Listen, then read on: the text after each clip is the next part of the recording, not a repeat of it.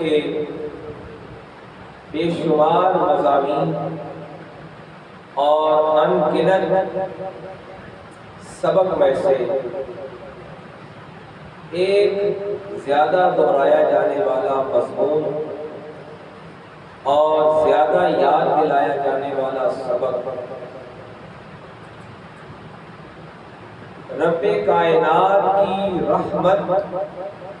اور پروردگار عالم کے عذاب سے متعلق سبق ہے، اور اس کلام مجید کا یہ حسن بیان دیکھیے اور رہتی دنیا تک زندہ رہنے والے آخری نبی کے اس معجزہ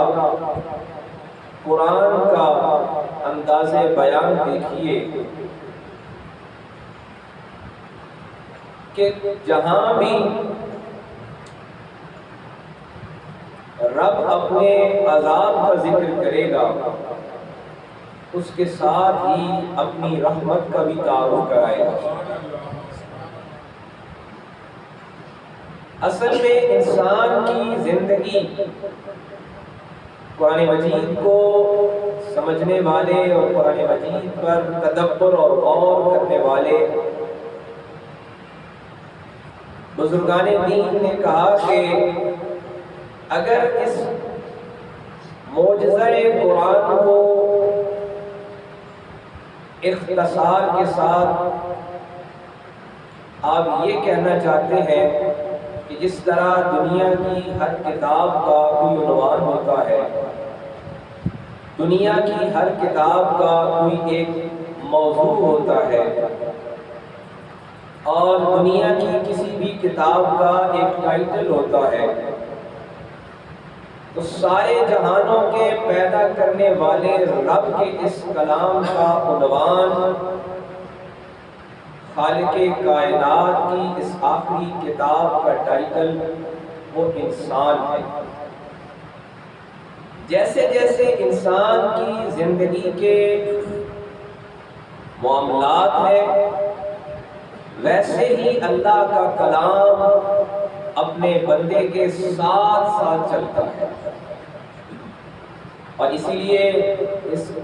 قرآن نے اپنا تعارف یہ بتایا کہ ولا رطب ولا یابس الا فی کتاب مبین، کہ خشکی اور تری کا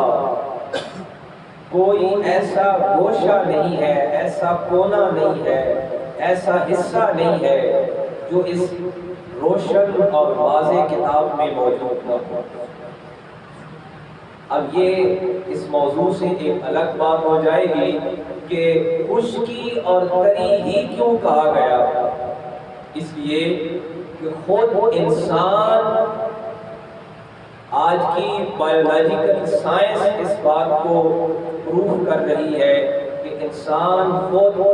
خشکی اور تری کا مجموعہ ہے، اور حضرت آدم کی تخلیق کو جو قرآن نے پیش کیا تو کہا کہ خلقتہ من طین، کہ وہ پانی اور مٹی سے ملے ہوئے گارے سے ان کی تخلیق ہوئی ہے۔ لہذا انسان کے آس پاس اور انسان کو درپیش آنے والے معاملات کا تعلق کیونکہ خشکی اور تری سے ہے، اور ظاہر ہے کہ یہ کائنات حسی، جو کائنات انسان دیکھ سکتا ہے، اور وہ جہان جن کا انسان ادراک کر سکتا ہے، چاہے اس کو چاند کہا جائے، سورج کہا جائے، زمین کہا جائے، آسمان کہا جائے، یا زمین کی تہوں سے متعلق اس کو کہا جائے، وہ دو ہی حالتوں پر ہے، یعنی جس کو انسان دیکھ سکتا ہے، انسان جس کو سمجھ سکتا ہے، وہ دو ہی حالتوں میں ہوگی، یا تو وہ خشکی ہوگی یا وہ تری ہوگی۔ لہذا رب نے آسان کرنے کے لیے کہ جو تم دیکھ سکتے ہو، جو تم سمجھ سکتے ہو، جہاں تک تم پہنچ سکتے ہو، جہاں تک تم ادراک حاصل کر سکتے ہو، یہ کتاب اس سارے عالم کو، جہان کو احاطے میں لیے ہوئے ہیں۔ حاضرین مکرم، میں عرض یہ کر رہا تھا کہ یہ کتاب، یہ کلام لاریب انسان کی زندگی کے ساتھ ساتھ چلتا ہے۔ اب ظاہر ہے کہ انسان ہر وقت اپنی حالت میں ایک جیسا نہیں ہے۔ کبھی انسان اچھائی کی طرف مائل ہے اور کبھی انسان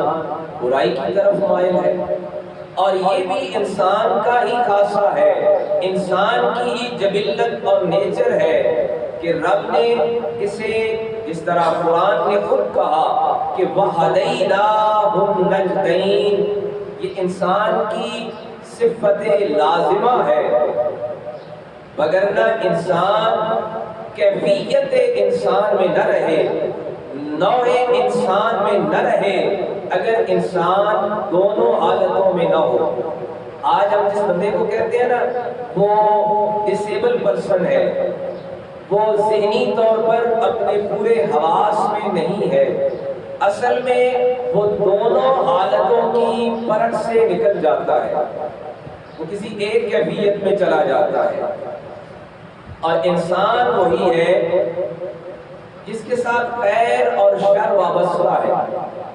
حضرات انبیاء کرام علیہ السلام کی مقدس ہستیوں کو چھوڑ کر کسی کے بارے میں ہم یہ نہیں کہہ سکتے کہ وہ گناہ سے، نافرمانی سے مکمل پیدائشی طور پر پاک و صاف ہے، ایسا نہیں ہو سکتا ہے، کیونکہ خیر اور شر، نیکی اور برائی دونوں انسان کی جبلت میں، انسان کی نیچر میں موجود ہے، اور انسان خود اپنی حالتوں میں ہر وقت ایک نہیں رہتا۔ ایک صحابی رسول ہے، آقا کریم امام الانبیاء صلی اللہ علیہ وآلہ وسلم کی بارگاہ میں عرض کرتے ہیں، اب انسان کی حالتیں دیکھیے۔ ہم اپنی بات کرتے ہیں نا کہ ہمیں نماز میں لطف نہیں ملا، ہم نماز کیوں پڑھیں؟ ہمیں تلاوت میں لذت حاصل نہیں ہوئی، ہم تلاوت کیوں کریں؟ ہمیں ذکر میں قرب خداوندی حاصل ہو نہیں گیا ہے تو ہم کیوں کریں ذکر؟ یہ ایک اور موضوع ہو جائے گا۔ صحابی رسول کی میں وہ بات سنانا چاہتا ہوں کہ جن کا ایمان آج کے دور کے کسی بھی انسان کے ایمان سے ہزار درجہ یا اس سے بھی کہیں زیادہ بہتر ہے، اور جن کا عمل آج کے کسی بھی باعمل مومن سے کہیں ہزار درجہ بہتر ہے۔ ایک مرتبہ عرض کرتے ہیں، یا رسول اللہ، فدا کا امی وہابی صلی اللہ علیہ وسلم، آپ کے سامنے ہم حاضر ہوتے ہیں، اللہ اکبر، قربان جائیے وہ کیا منزل ہے، اور اس منزل پر ساری عزتیں قربان ہیں کہ جہاں جناب رحمت للعالمین کی حیات ظاہری کا،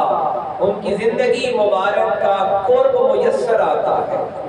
ان لمحات پر ساری دنیا کے اعمال اور ایمان کو قربان کر دیے جائیں۔ عرض کرتے ہیں، یا رسول اللہ صلی اللہ علیہ وآلہ وسلم، آپ کے پاس بیٹھتے ہیں، اللہ اکبر، یہ ایک جملہ ہی ایمان کو تازہ کرنے کے لیے کافی ہے کہ کون وہ بندگان خدا ہیں جنہیں جناب رحمت للعالمین کا قرب میسر ہے، اور وہ قرب بھی کیسا قرب ہے جس کو قرآن نے کہا کہ رضی اللہ عنہم ورضوا عنہ، کہ یہ وہ ہستیاں ہیں جن کو ذات مصطفیٰ کا قرب ملا ہے، اللہ ان سے راضی ہے اور یہ اللہ سے راضی ہے۔ اللہ تو راضی ہے ہی، سمجھنے والی بات یہ ہے کہ یہاں بندے بھی اللہ سے راضی نہیں ہو رہے ہیں۔ ہمارے ایمان اور ہمارے اعمال کی پرکھ یہ ہے کہ ہم کسی حال میں رب سے راضی نہیں ہیں۔ رب راضی ہوتا ہے، اس کے راضی ہونے کا درجہ الگ ہے، پہلے بندہ تو راضی ہو جائے، اس کو مقام رضا کہتے ہیں۔ اور مقام رضا کی ایک جھلک آپ نے اگر سمجھنی ہو نا تو وہ 61 ہجری میں جناب نواسہ رسول امام عالی مقام نے 10 محرم کی صبح اپنی تخت جگر بی بی سکینہ کو اپنے خیمے سے پیچھے لے جا کر بتایا تھا کہ اشارہ کر کے کہ پانی ہمارے انتظار میں ہے، بیٹی ہم یہاں رضا دکھانے آئے ہیں۔ میں نے عرض کیا نا کہ رب راضی ہو جاتا ہے، بندہ نہیں راضی ہوتا ہے۔ نعمتیں ملتی چلی جاتی ہیں اور بندے کی حس و حوث بڑھتی چلی جاتی ہے، طلب بڑھتی چلی جاتی ہے، خواہشات ہیں کہ بڑھتی چلی جاتی ہیں۔ اور نواسہ رسول جگر گوشہ بطول نے اپنے خیمے سے پیچھے لے جا کر بی بی پاک کو کہا، آپ نے ارشاد فرمایا کہ دیکھو یہ ایک اشارے سے، اور یہ کوئی نئی بات نہیں ہے، یہ جناب اسماعیل سے ہمارے شجرے میں یہ بات شامل ہے کہ پانی کے چشمے تو ہم جاری کرتے رہے ہیں اور جاری ہوتے رہیں گے، پیاسوں کو پلاتے رہے ہیں، پلاتے رہیں گے، لیکن یہاں ہم مقام رضا کے لیے آئے ہیں، لہٰذا یہاں ہم نے کرامت نہیں دکھانی ہے، یہاں ہم نے رضا دکھانی ہے، استقامت دکھانی ہے۔ تو عزیز مکرم میں عرض یہ کر رہا تھا کہ صحابی رسول نے عرض کیا، یا رسول اللہ آپ کے گود میں بیٹھتے ہیں تو ظاہر ہے کہ ہماری دل کی دنیا ہی اور ہوتی ہے، ہماری دل کی دنیا ہی اور ہوتی ہے۔ میں عرض کر رہا ہوں کہ ان کا ایمان بے مثل ایمان ہے، وہ ہیں جو اللہ سے راضی ہے اور اللہ ان سے راضی ہے۔ عرض کرتے ہیں یا رسول اللہ صلی اللہ علیہ وآلہ وسلم آپ کے پاس بیٹھتے ہیں، آپ کے قریب بیٹھتے ہیں، ہماری دل کی دنیا ہی اور ہوتی ہے، ہماری کیفیات ہی اور ہوتی ہیں، احساسات ہی اور ہوتے ہیں۔ اب اگلا سوال دیکھیے اور ہمارے اعمال کی کسوٹی اور پیمانہ دیکھیے۔ صحابی رسول ہیں، عرض کرتے ہیں یا رسول اللہ آپ کی مجلس سے نشست سے اٹھ کر جب گھر جاتے ہیں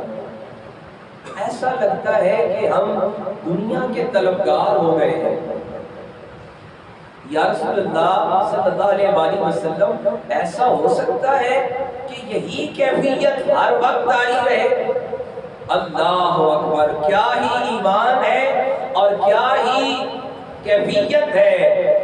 ہم تو مسجد میں آتے ہیں نہ وہ ایمان ہے، نہ وہ عمل ہے، نہ وہ احساس ہے، نہ وہ کیفیت ہے، اس کے باوجود جو کیفیت ملتی ہے اس سے چاہتے کیا ہے، خواہش کیا ہوتی ہے؟ جتنا جلدی وہ بھاگ سکیں، جتنا جلدی وہ نکل سکیں۔ اور وہ صحابی رسول جن کا قرآن گواہ ہے کہ رضی اللہ عنہم ورضوا عنہ، وہ عرض کرتے ہیں یا رسول اللہ جو کیفیت آپ کے گود میں ملتی ہے،